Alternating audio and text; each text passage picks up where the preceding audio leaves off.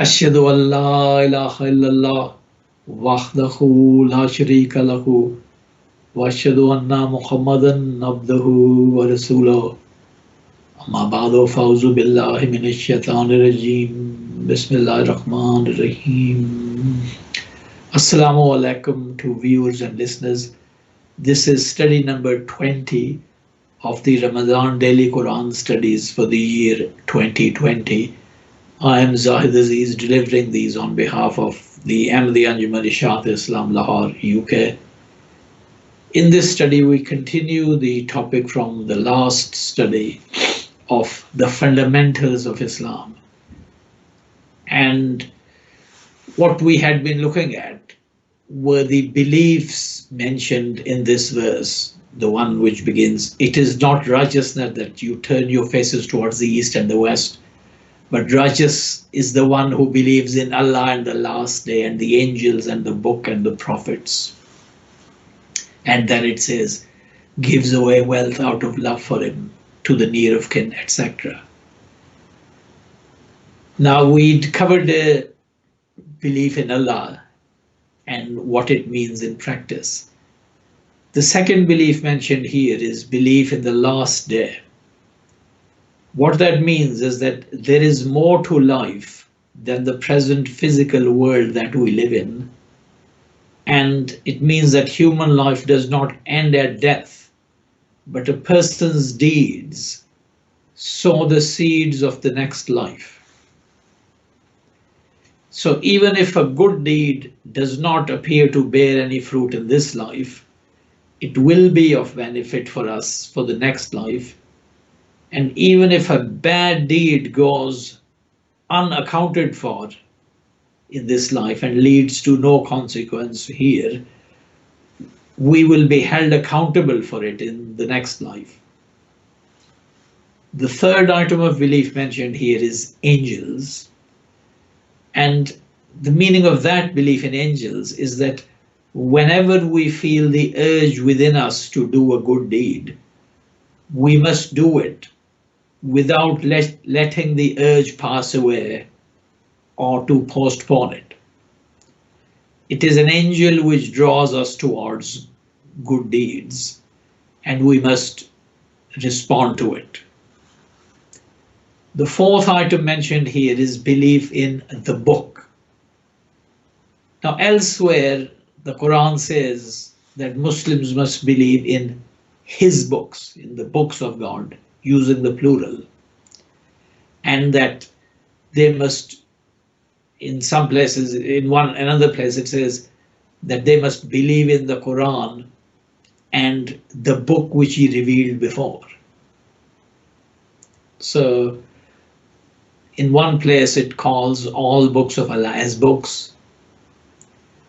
In another place it refers to the Quran and the book which was revealed before it. And here it calls everything as just the book in the singular. So the book here means all revelation from God, from that given to previous prophets to that given to the Holy Prophet Muhammad in the form of the Quran. And this is confirmed by the following verse of the Quran, in which the Holy Prophet ﷺ is addressed as follows. He's given the following command. وَأَنزَلْنَا عَلَيْكَ الْكِتَابَ بِالْحَقِّ مُصَدِّقًا لِمَا بَيْنَ يَدَيْهِ مِنَ الْكِتَابِ وَمُهَيْمِنًا عَلَيْهِ فَاحْكُم بَيْنَهُم بِمَا أَنزَلَ اللَّهُ وَلَا تَتَّبِعْ أَهْوَاءَهُمْ عَمَّا جَاءَكَ مِنَ الْحَقِّ, which translates as, and we have revealed to you the book with the truth, verifying what is already before it of the book, and is a guardian over it. So judge between them, judge between people by what Allah has revealed, and do not follow their lower desires, which will turn you away from the truth that has come to you. Chapter 5, verse 48. So here, in this verse, all revelation before the Quran is called a book. It says, we've revealed to you the book verifying what is already before it of the book. So even though the Quran mentions a number of books as having come before it, but still all revelation before the Quran can also be is also called a book, and all revelation including the Quran is also just called in this verse 177 as a book. And the meaning of belief in the book is also clear from this last verse which I read out. It means to treat the Quran as our highest guide and authority, because this says it verifies what is before it and is a guardian over it. And the Holy Prophet ﷺ is told to judge between people by what Allah has revealed.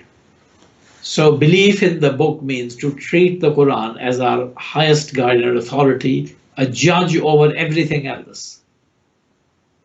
And just as the Quran came as a guardian and a judge over the books before it, it is also a judge over all later Islamic literature, including hadith, including books of Islamic law, and the opinions and interpretations of Muslim scholars, whether of the past times or of the present times.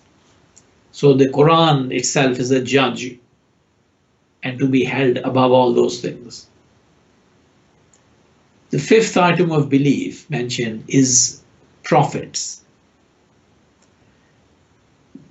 Belief in prophets means that we take the Holy Prophet Muhammad ﷺ as our exemplar in all aspects of our lives, whether religious worship or our dealings with other people. Also, as we have indicated in these studies by referring to earlier prophets such as Moses and Jesus, we can learn from their example as well. Their sayings, as found in the scriptures of earlier religions, such as the Bible, their sayings are often also inspiring when they are explaining in their own way the concepts which are accepted in Islam. An example of this is the saying of Jesus in the Gospels about fasting, which he himself was quoting from the Torah. And we saw this in the very first study, number 1. His saying that man shall not live by bread alone, but by every word that proceeds from the mouth of God,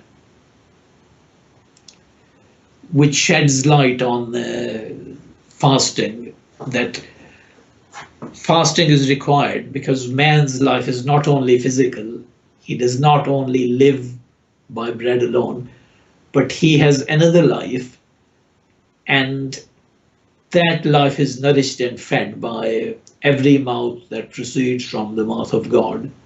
In other words, by following the guidance given by God that nourishes that other life. And Jesus has put it in this way, quoting from earlier scriptures. Now, immediately after these 5 points of belief required for a person to be righteous, their next quality is described. And it begins with these words, and gives away wealth out of love for him. To be righteous, that person has to give away wealth to a category of people, to various categories of people, out of love for God. And this is then followed by a list of deserving people. This again shows that acting on Islamic teachings is not done as a ritual, but with understanding and feeling of the heart. Belief in those 5 things mentioned, the 5 fundamentals, belief should lead a person to act out of love for God to help all those in need. That is what belief should lead to help others out of love for God.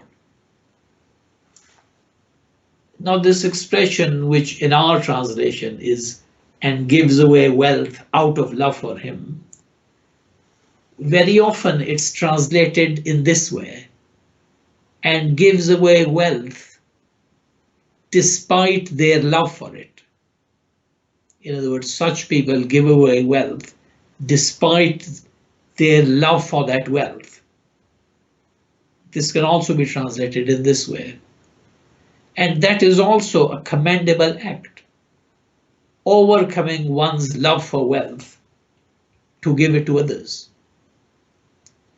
And that translation also illustrates that Islamic duties are not performed as mere rituals, but you have to overcome your own temptation for your wealth in order to give to others. So that can't be just an unthinking, unfeeling ritual. You are exerting yourself to overcome your own temptation for wealth and give it to others. So after this, a list is given of people in need to whom a righteous person should give. And that list is as follows: the near of kin, and the orphans, and the needy, and the traveller, and those who ask, and to set slaves free.